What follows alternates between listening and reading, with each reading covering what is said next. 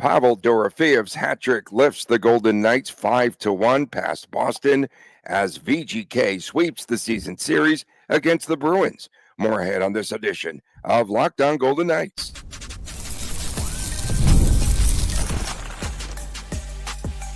You're Locked On Golden Knights, your daily podcast on the Vegas Golden Knights, part of the Locked On Podcast Network, your team every day. Hi, everyone. Tony Cardasco and Chris Golick from Las Vegas. Thanks for making us your first listen every day.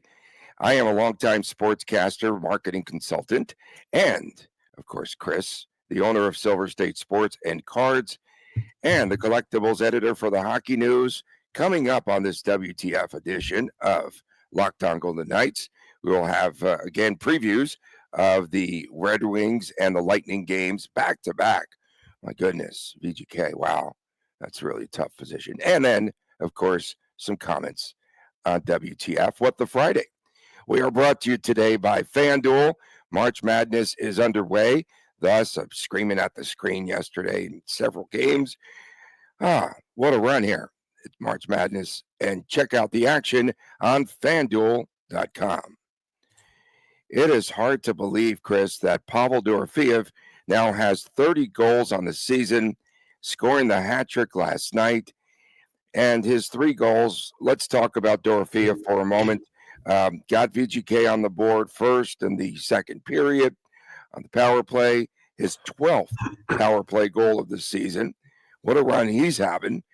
And then, of course, takes that stick to the face, has 2 plugs in his nose. And I said that they put those in so he couldn't smell how bad Boston really is right now. And then he scores top shelf in the period, and then he finishes it off in the third. And pretty much a banner performance for Pavel Dorofeyev. Yeah, I mean, Dorofeyev, we know the dude can score. It's just a matter of getting in the right places and having the puck find him. And it's been an absolute, joy to watch the growth of his game. If anyone's been in my hockey card streams over the last basically 4 years, I've been talking about Dorofeyev as an AHLer for a long time. And I think it was just a matter of him developing his timing and learning how to become an NHL professional. And he did learn that in the American League. I was talking to my assistant coach that we brought to the game last night from the team that we coach. And Dorofeyev is one of the few products of the Henderson Silver Knights. Otherwise, Silver Knights haven't really gotten a whole lot from that farm system. White Cloud Haig, Kolesar, of course, Logan Thompson, no one here anymore, but Logan Thompson and Dorofeyev, I think, is basically the list of the developed daily NHL players that did come from Henderson. So good to see Henderson paying off in a big way. And not that it's a direct replacement, but Dorofeyev is pretty much the Marchessault replacement as far as a spot on the power play and a spot on a lethal scoring line right now. Did you realize it was the first time that Aiden Hill has defeated Boston in his career? No. Did not know that stat. It's a pretty interesting one. And Morgan Geekie does a couple things. He, first of all, breaks Aiden Hill's helmet, so they had to replace that. And then later on, he breaks the shutout in the third period. But talk about Aiden Hill and his performance last night. You know, this was kind of a boring game. I mean, the first period had some up and back and had some moments, and Aiden had to make some good saves early in the game. If Boston finds a way, kind of like the Red Wings game, right? The Red Wings played the Golden Knights part.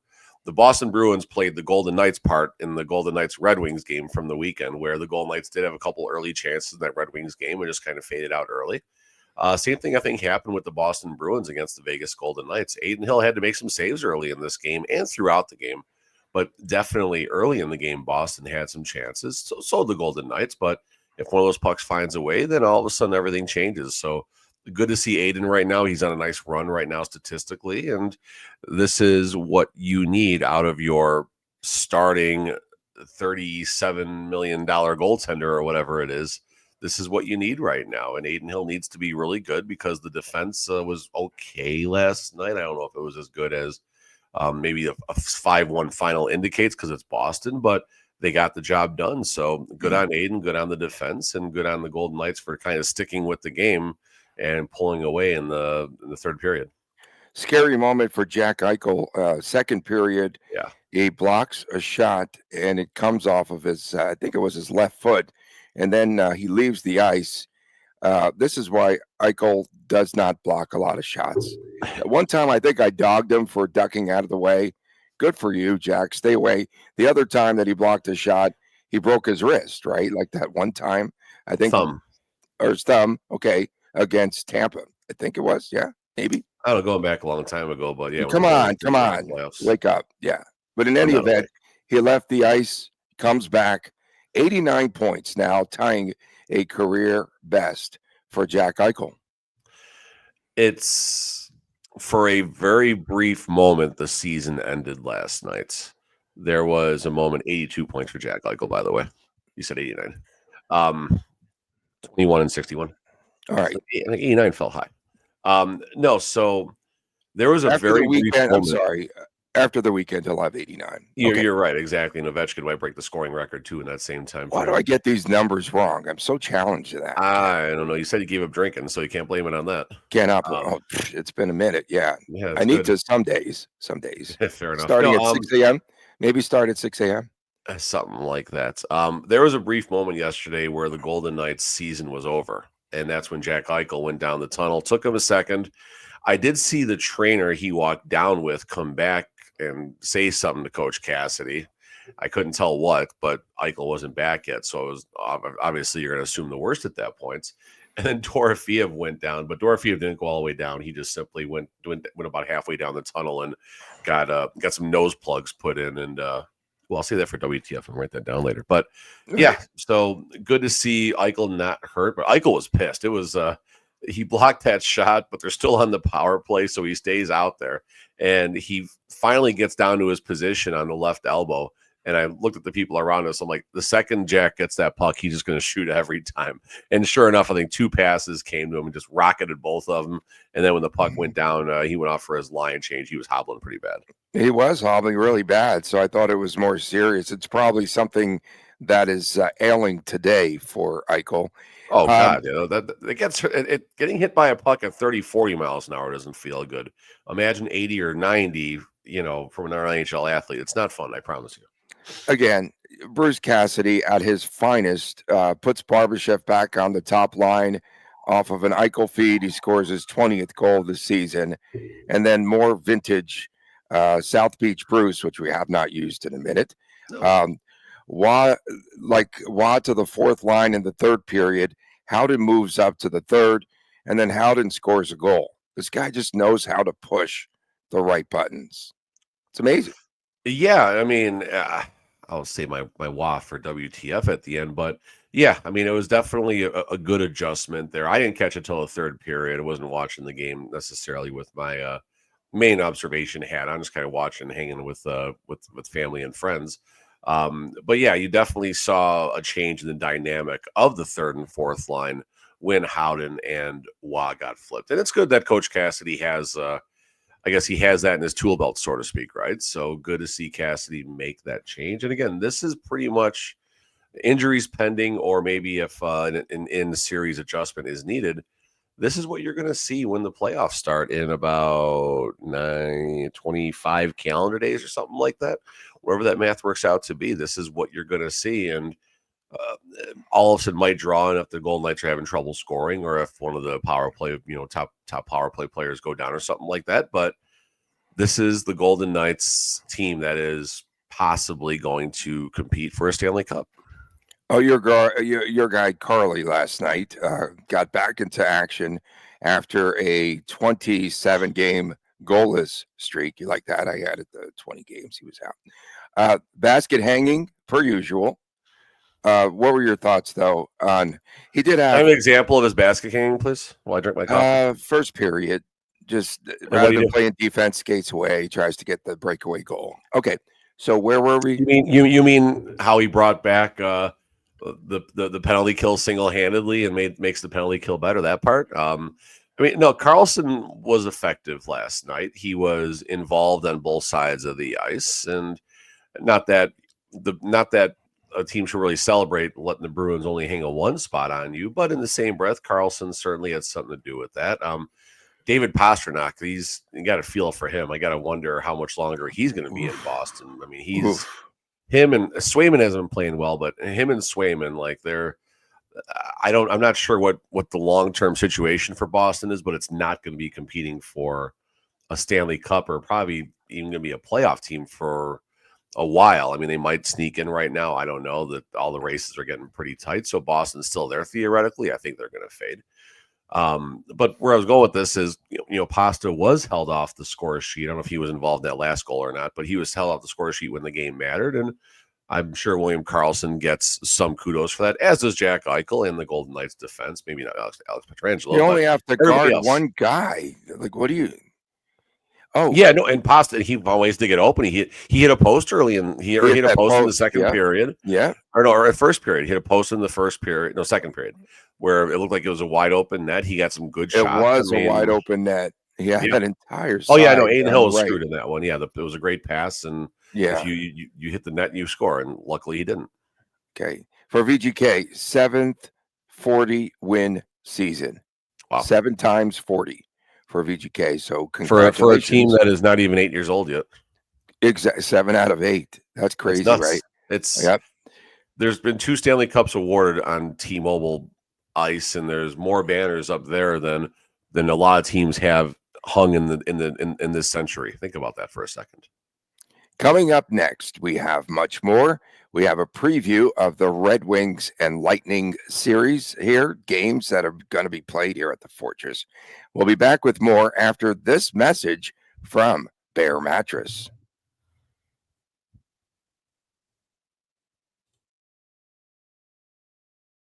Did you know getting a good night's sleep is the #1 recipe for long-term success in life?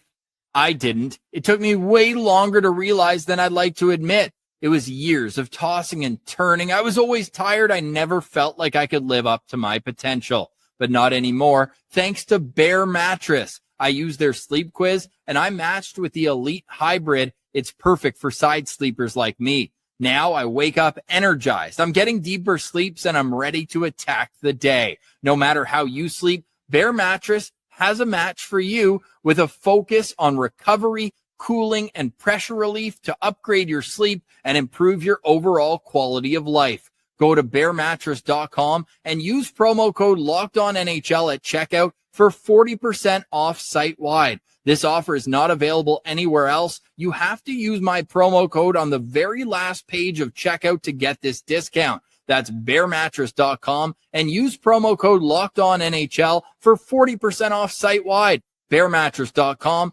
promo code LOCKEDONNHL. And welcome back from Las Vegas. Thanks for making us your first listen every day. Why don't you come back to the solo shot there? It's pretty scary. Okay. Thanks for making us your first listen every day. Thanks for turning on Chris Golick's mic. I was scared to press the button to change it back to the double layout because I don't want to stop the video, so I just kind of let it rip. It's all good. Thanks for doing that. And thanks for making us your first listen every day. Sometimes we have Chris times Chris Jr., that show on Saturday mornings. And maybe they'll get it fired up again soon. We should do it tomorrow. Tomorrow will be a good day. VGK with the back-to-back Saturday and Sunday. Saturday, first of all, the rematch between the Golden Knights and Detroit. And then Tampa comes into town on the tail end Sunday of both back-to-backs because Tampa's skating in Utah the night before. Go figure. A couple of 5 o'clock starts at the Fortress. 3-0 Detroit with the shutout when they played last Sunday. What stood out? No power play opportunities for VGK. I told you they'd have a ton more last night, and they did have a power play goal. I said 1.5 goals on the power play. Fell a little short. But no power play opportunities for the Golden Knights this past Sunday. So that will be an important factor if they could get Detroit into the box. And then 18 shots on goal, of course, not very much. And they were just gassed in that game. Peter Mrazek, the way that he can play, there is absolutely no way, I should say, that he could play the same way. you talk about first time in a century. Was that his first shutout of the century there Pretty much. against the Of this Golden Knights? decade. I think of this decade. Of the decade, right? Okay. So VGK needs, the one thing that we noticed is that VGK just needs to, if it is Mrazek, what they're going to have to do is get that net front presence and just hammer away at the puck, because a lack of rebound control for Mrazek. Second period in the game in Detroit, VGK had so many opportunities because the puck was just not corralled in front of the net by Mrazek. So that's, I think, where the Golden Knights are going to have to start. This is a weird spot for the Red Wings right now. They played in Washington on Tuesday. And then they've been off since then. So I'm assuming I don't know if they've been in Vegas this whole time or if they went back to Detroit and then came here. I would bet they probably went back to Detroit and then they flew here probably sometime yesterday, but I could be off on that. I mean, otherwise, I hope they let the Red Wings hang out in Vegas for the last 3 days. That'd be kind of good as well. Where I'm going with this is, yes, technically this is not the start of the road trip for the Red Wings, but it pretty much is as far as the way the travel and stuff shook out. So first game of a road trip can always be sluggish. Look at Boston yesterday. First game after a layoff could be sluggish. Look at the Vegas Golden Knights early yesterday. That game was terrible early for the first 8-9 minutes. There was some scoring chances, but not a lot of flow. A lot of timing was off. And so point being is, I think that's what you can expect to a degree from the Detroit Red Wings early on. This is a game where the Golden Knights got to get the jump, got to start on time. And yes, the Golden Knights got shut out all 17 or 18 shots, whatever it was. But there was not enough hard work to draw a penalty. Now, hopefully, the same ref that didn't call that Mark Stone trip early in the game isn't going to be officiating this one. It'll be a little bit harder for the Golden Knights to draw a penalty. If that's the case, that was a brutal call. Brutal call. You got to put that in WTF as well. But Golden Knights got to jump on the Red Wings. They got to work harder. They got to work harder in that game, and they have to earn the 2 points. And I think if maybe the key to the game is drawing 3 penalties. Maybe it's simple. Draw 3 penalties in that game. Everything else takes care of itself. Okay, your parking lot is awfully full with WTF stuff. It is. Yeah, I got like 5 items on here. Yeah, as we go along, man, you're just adding to that list. So the Golden Knights this weekend, they're going to go with Aiden Hill this time against Detroit. Then Samsonov, I still call him Samsonov. Thanks, LA Kings broadcast. And then, so last time it was Samsonov that faced him. So Hill, then Samsonov. Well, I mean, back-to-back games. So it was Hill last night, Hill again, then Samsonov on Sunday, right, against Tampa. I wouldn't lock the way it's going to go. I wouldn't lock in on that. Coach Cassidy did mention the goalies are going to split this weekend. Well, of course, they're playing a back-to-back. Yeah, but point being is, I don't know if I would lock in that it's going to be Hill then Samsonov or Samsonov then Hill. I think Hill then Samsonov makes most sense because Samsonov played him last time. Sammy was good. Samsonov was fine in that game. He was about one of the only players that did show up against the Red Wings in that game. But I think it would be better to see Aiden Hill out there. Find a way to get the first 2 points of this back-to-back, and then if they can find a way to at least secure 1 point against the Red Wings, I don't know if there's an NHL coach that wouldn't be happy about 3 points in back-to-backs. And then we've got Tampa coming in here into town, and they will be playing their third game in 4 days. They won in the shootout last night. Oh, parking lot. And VGK will be in 3 and 4 as well, so it's going to be a really but they're at home. Come on, they're at home. But again, this was a Tampa Lightning team that played at Dallas last night, then plays in Utah Saturday, and then Sunday here against VGK. Not rigged. They've got some 30-goal scorers there. So Braden Point, he's kind of cooled off, just 3 points in his last 10 games. A couple of other 30-goal scorers, Jake Ginsel and Brandon Hagel. And, man, this is a pretty good team and definitely a cup contender. They have the third best point differential at plus 58. Plus 58. Vasilevsky is going to be a big part of that, and I'm wondering, it'd be nice if the Golden Knights can dodge Andre Vasilevsky on Sunday. I'm not sure who the backup is. It's It's almost like the punter for the Kansas City Chiefs when they had a really good offense for Who a was while. that? Who was it? I don't Who know. was their You can backup? Look it up. Okay. Look it up. Actually, I'll tell you right now. I'm sure they've only used 2 The goalies backup this punter year. you're looking up? Jonas Johansson is 7-5-2 with a 3.12 and an 8.96. It's So Jonas Johansson. That's fine. Whatever. Hansen. Whatever. Good It's for from my him. neighborhood. Good for him. Good for him. Tampa Bay Lightning ripped off an 8-game winning streak before and after the Four Nations. They had a 3-game losing streak briefly right around the trade deadline, and they followed that up with a 3-game winning streak. Boston, Philly, and they beat Dallas in a shootout. You probably said that last night. You mentioned I said that. I don't need You that in mentioned the the parking back-to-back lot. games coming up this weekend. Yeah. We'll see how long Tampa can do this. I mean, they lost Steven Stamkos, and they have not missed a beat. Not knocking Stamkos at all by saying that, but simply saying that Tampa, like the Golden Knights, championship pedigree, championship leadership. And the Lightning are just that team who, by the way, they're tied for the division lead all of a sudden in that tough Atlantic division. But Tampa Bay Lightning is just that team that they're always going to be a perennial Stanley Cup contender, no matter what. They've been that way, kind of like the Golden Knights, basically, for about the last 8 seasons.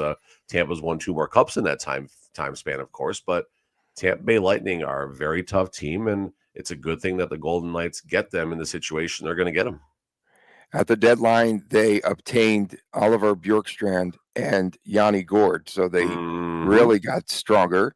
And then reacquired Ryan McDonough too, right? I think there. So, yeah, again, another very strong season, and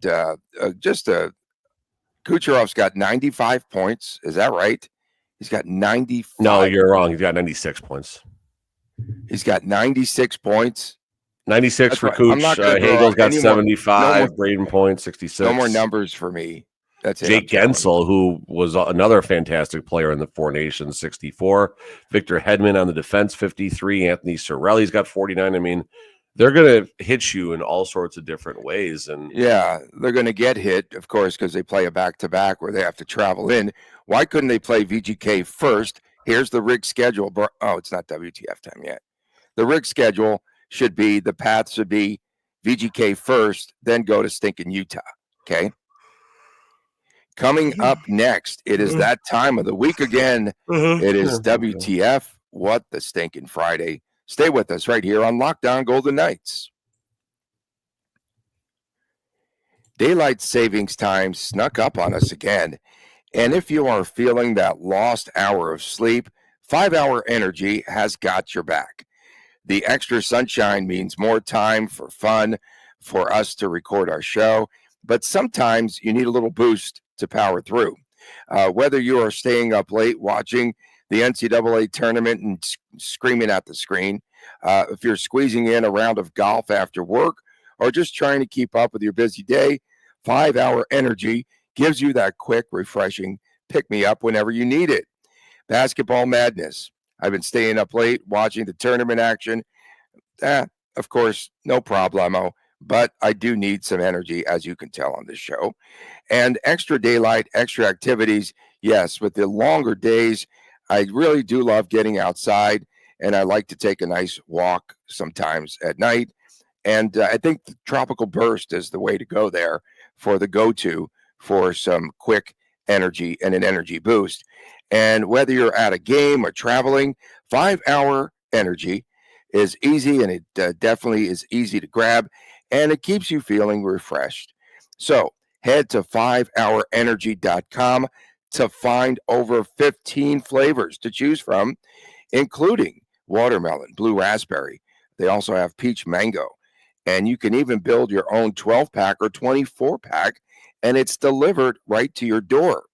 If you need one now, grab a 5-Hour Energy shot at your local grocery or at a convenience store along the way. They are everywhere. Stock up today. Stay energized. Again, keep up with all the madness. 5-Hour Energy. Visit 5hourenergy.com to stock up and save. Welcome back on this edition of Lockdown Golden Knights. Tony Cardasco and Chris Golick from Las Vegas. Thanks for making us your first listen each and every day. Find us wherever you get your podcast, of course, and please make sure that you subscribe to our YouTube channel, which is Locked On Golden Knights. So can you find some stuff from our fans and friends out there? So Pavel could you find any post for us that might help today's show, please? So Pavel Dorofeyev, hat trick last night. Did Golick throw his hat? No, because no one else did. And they go, oh, look at, why do they even shoot a video? Oh, look at the hats raining down on the ice. There's 10 friggin' hats on the ice. There wasn't a VGK lot. I posted a video. There was some. You did? Okay. Did you count them? You counted them. I did count them once. I think I counted like 90 something or something. Yeah, there were 90 something. I'd take the under. That one went way under. Okay, so why don't VGK fans, WTF, throw their hats on the ice? Well, too expensive to replace. Was $80. The 10% discount they get on a hat trick ain't worth it. This one was like this lid from Thank You Culture Kings. This lid was about 45, 50 bones. I'm not throwing this hat. I was thinking way. I haven't bought a new hat. I think that fans need to take one of those garbage hats to the games, but you definitely need to step it up there, VGK fans. When someone scores a friggin', well, geez, be careful. When someone scores a hat trick, you need to throw your hat on the ice. I don't care if it's expensive or not. Throw it. Let it fly. WTF. All right. Nicholas Waugh is not a winger, Coach Cassidy. WTF. Alex Pietrangelo, please. Is he a winger? Is Petro a winger? He should be. He's not a defenseman right now. Oof. Alex Pietrangelo needs to be shut down. He is aimlessly skating around. He is behind the plays. I know players fall down. It happens, but Pietrangelo fell down in a very key moment, just going through the center slot area, trying to defend, almost led to a goal for the Bruins. He is a step behind.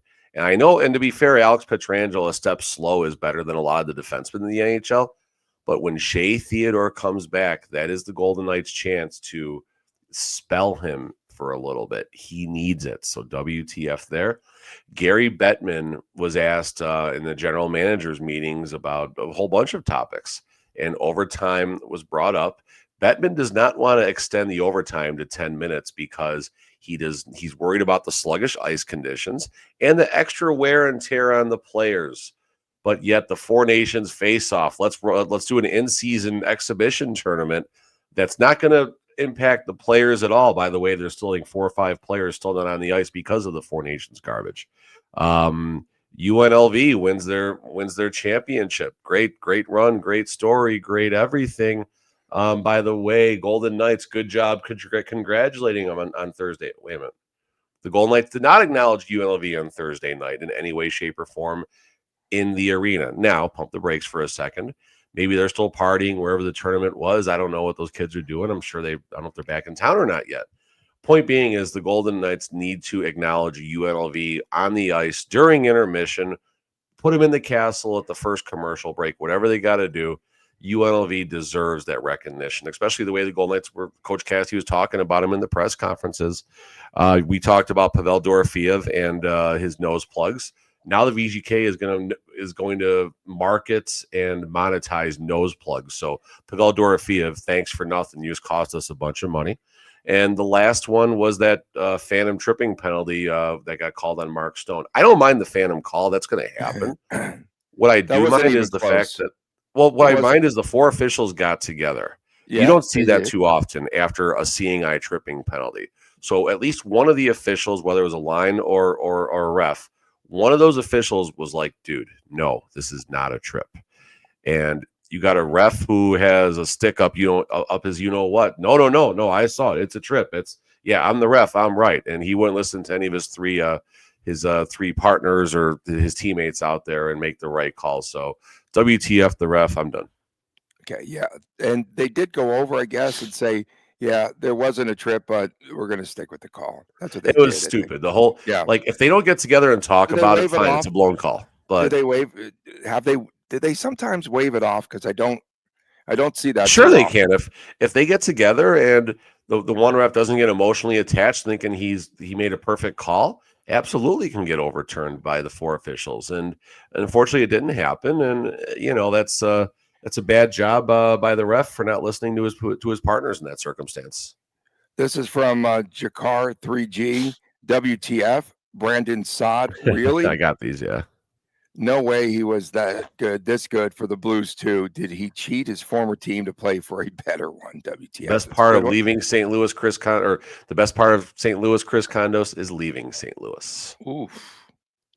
You know who's in the spotlight? Little Chris in the spotlight for nailing that 5-1 final. And if I hit the score prediction, spot on right there, if I nail it, nothing, crickets, bro. And now we have little Chris coming in, and he gets a 5-1 final, and he gets his flowers. WTF. And little Chris again, ×2. He gets his first penalty. He goes to the penalty box, and he liked it. And he was enjoying it, right? I saw the video there. Smiling, yeah, having a good time. When Chris got his penalty, was that the first one? He's been telling us for a long time he wants a penalty, and he finally got it. And as he's skating off, was it an instigator penalty? What was it? Instigator penalty? No, this kid stepped on his stick. It wasn't even a penalty. It was a penalty, but it wasn't like he mauled a kid or nothing. He Karlssoned him. He got Karlsson. But I have a confession to make. I do have a confession to make. A lot of people are talking about Chris's 5-1 call. Chris didn't make the pick yet. No. We don't buy that. Okay. No. Okay, you have some more WTFs over there? And that same one, Joe VGK 71610 had some choice words for the tripping penalty. Officials for the BS, but he spelled it out. Phantom tripping call on Mark Stone. 3 blind mice, but there's 4 officials out there, so I'm not sure where we're going with there. And then Chuck Dickerson. Officials need to be able to look at the replay. Will we get I'm assuming a Revlon call? I'm assuming that's makeup. Revlon call. Makeup. Yeah, Ooh, Revlon okay, call. That's good. I've never heard that before. That's good. All That's right, a little slow there, Golic, but that's good. No, that was good. I like call. that Revlon call. That's a new one. Thanks, Chuck Dickerson. And I want to talk a couple of more. I've got 2 more. Did you see Peter DeBoering storm off last night? He just left the podium. He was so pissed at his team for the way they played in the loss. So he stormed out. He was not happy with the team's performance. And someone asked him about the 4th line. He's like, yeah, that's not even like our best line. And you guys are talking about them, whatever. And boop, leaves. Was it Tim Collishaw again? Because I think it was almost last call probably, so he had to hurry up and get out of there. Yeah, Tim Collishaw. I don't know if I'm saying his name right way, but during the playoffs last year, he pissed off DeBoer as well. I remember, and that was pretty funny to watch. And then the Edmonton Oilers. Here we go again. Like I said yesterday, oh my God, dude, these teams get close to VGK, and then they can't close the gap. They cannot surpass them. It's kind of crazy. So, did you see what happened though? I mean, where are you going with Connor McDavid. Okay. Connor McDavid, lower body injury. Draisaitl was out, and then Stuart Skinner got injured as there was something in the crease, and he left the game. So they are the walking or skating wounded right now. And now we're going to find out. I mean, I have no idea how long this is going to last, but now we're going to see if Chuck Knobloch can actually coach, because there's still some really good players on that team, and we're going to see if he can find a way. But I mean, Stuart Skinner was doing well early in the season. He's back down to an .896 save percentage. So, I mean, it's not like this is as much of an addition by subtraction as people think it's going to be. But, I mean, is it Calvin Pickard now? Is he the backup? Is he the man now? Yep, he is the man now. Wow, ran out of Vegas due to devotes the helmet to Vegas and everything and gets ran out. And here he comes on his Revlon tour. WTF, you called Chris Knobloch Chuck Knobloch. I like that. Thanks so much. Can I say it again right now? You did earlier. Whatever. We appreciate everyone tuning in, especially our everydayers. I need to rest my voice, and I have to stop yelling at these March Madness games. Yeah, they can hear you, Tony. They can hear you. My bracket's pretty good, though, man. I told you about those underdogs. I said you might want to take a flyer. Got the 12 seed. 12 seed. I said take Drake and McNeese State. Come on, bro.